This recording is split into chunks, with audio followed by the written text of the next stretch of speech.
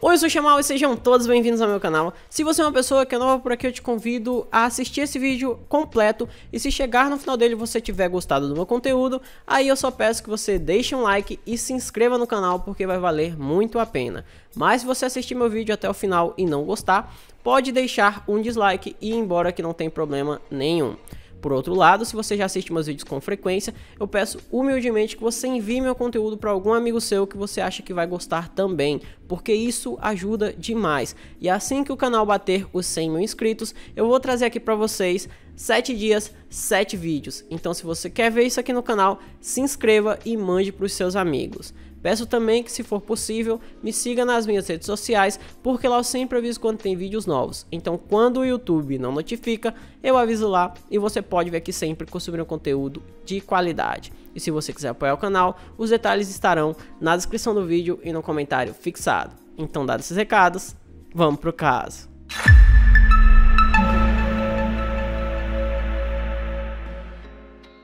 Stephen Christopher McAfee nasceu no dia 26 de dezembro de 1996 em Macomb, no estado do Michigan, que fica nos Estados Unidos.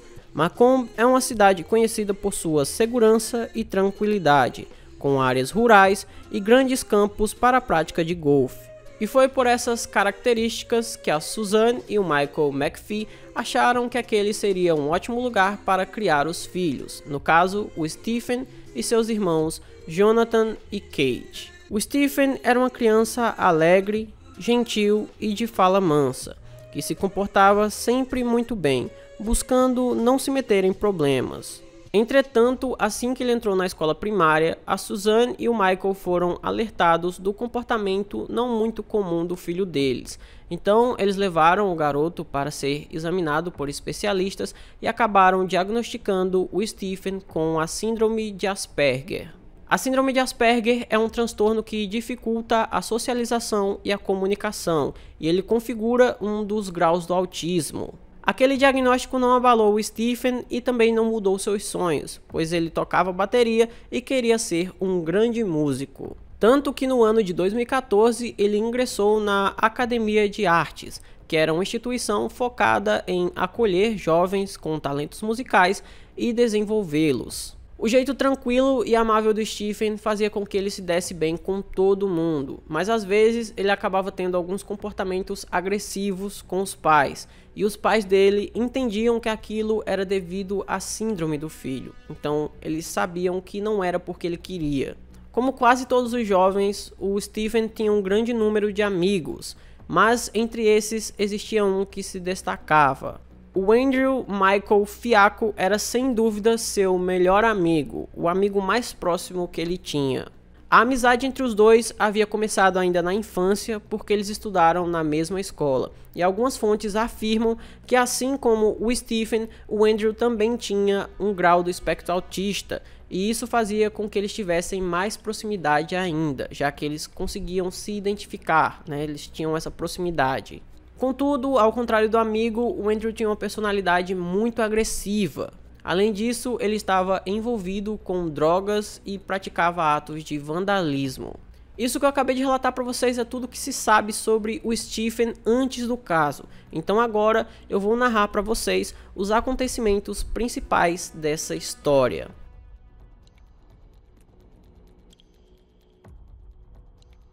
Ali por volta de março de 2016, em um dia como outro qualquer, o Stephen estava sentado no sofá, mexendo no celular, enquanto o pai dele assistia TV. Até que por volta ali das 2h30 da manhã, o pai do Stephen foi se deitar e deixou o filho sozinho. E aquela foi a última vez que Michael viu seu filho Stephen com vida. No dia seguinte, quando as pessoas da casa acordaram, elas começaram a procurar pelo Stephen, mas nem os pais e nem os irmãos dele conseguiram encontrá-lo em lugar nenhum.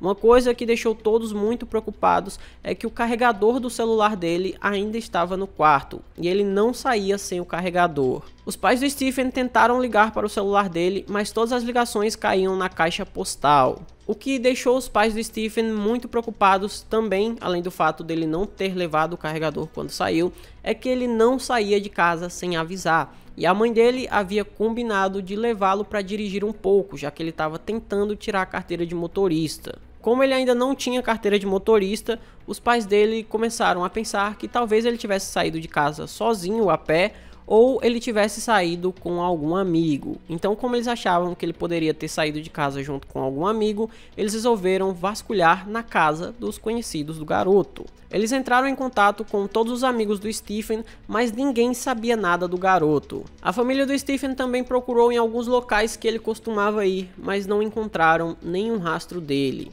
Até que se passaram 3 dias e, como eles não tinham encontrado nada ainda que levasse ao paradeiro do Stephen, finalmente eles acionaram a polícia. Além de acionarem a polícia, eles também foram até os meios de comunicação pedir para que anunciassem o desaparecimento do filho deles. Além da família e amigos, outras pessoas da comunidade se voluntariaram na busca pelo jovem, mas mesmo com essas pessoas, um investigador particular contratado pela família e uma recompensa de quase $8.000 oferecida pela polícia, nenhuma informação que pudesse ajudar a encontrar o Stephen veio à tona. E assim, com o passar dos dias, o caso do Stephen acabou esfriando.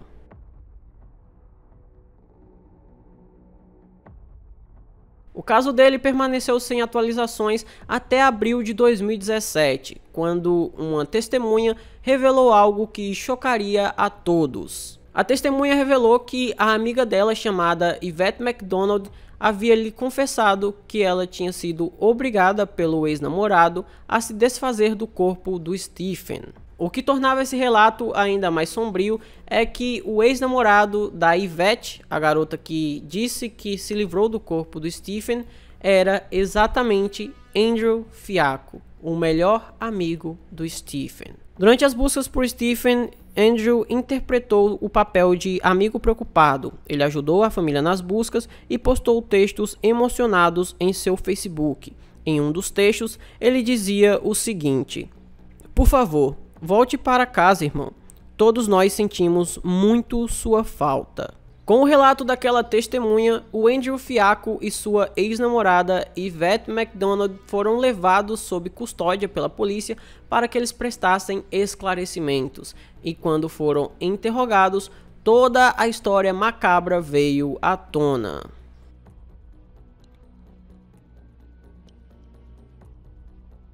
Andrew contou aos policiais que na madrugada do desaparecimento do amigo, ele recebeu uma ligação de Stephen, que supostamente queria comprar drogas dele. O Andrew então foi até a casa do amigo e levou ele até um estacionamento vazio, para que eles pudessem negociar a venda das drogas. Segundo o Andrew, o Stephen teria se recusado a pagar e os dois acabaram entrando em uma briga. Quando essa briga começou, o Stephen pegou a arma que o Andrew carregava junto com ele. O Stephen então apontou a arma para o Andrew e o Andrew tentou tomá-la, mas a arma caiu no chão e acabou disparando acidentalmente contra o Stephen.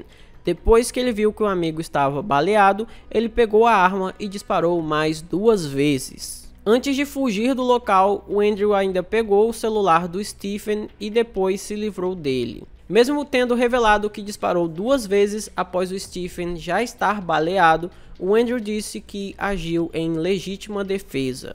Mas como a história tem sempre 2 lados, agora vamos ver o que a Yvette tem a contar sobre essa história.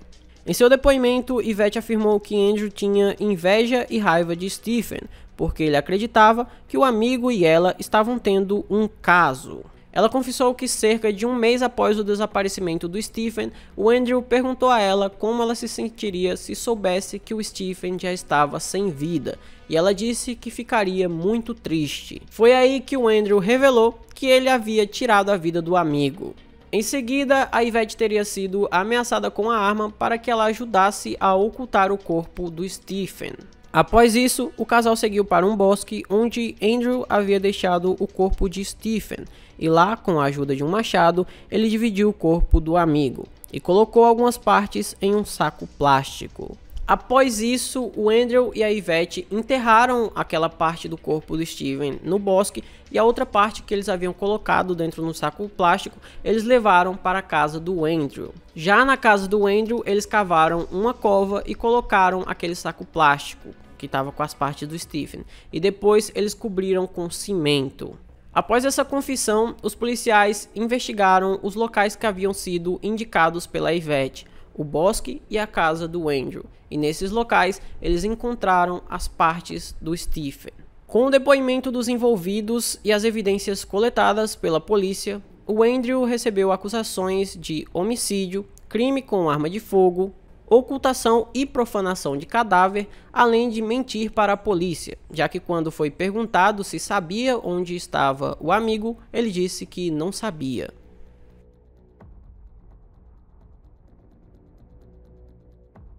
O julgamento do Andrew e da Yvette ocorreu no ano de 2019. Após 11 horas de deliberação do júri, Yvette foi sentenciada a 1 ano de prisão por sua participação no crime. Já o Andrew foi condenado a uma pena de 50 a 70 anos de prisão por homicídio em segundo grau. Caso o crime fosse qualificado como premeditado, já que o Andrew até levou uma arma para o encontro com um amigo, a acusação passaria a ser de homicídio em primeiro grau, e isso faria com que o Andrew não pudesse pedir a liberdade condicional, que ele vai poder pedir no ano de 2069. Então, esse foi o vídeo de hoje, espero imensamente que vocês tenham gostado da forma como narro os casos e nunca do que essas pessoas fazem.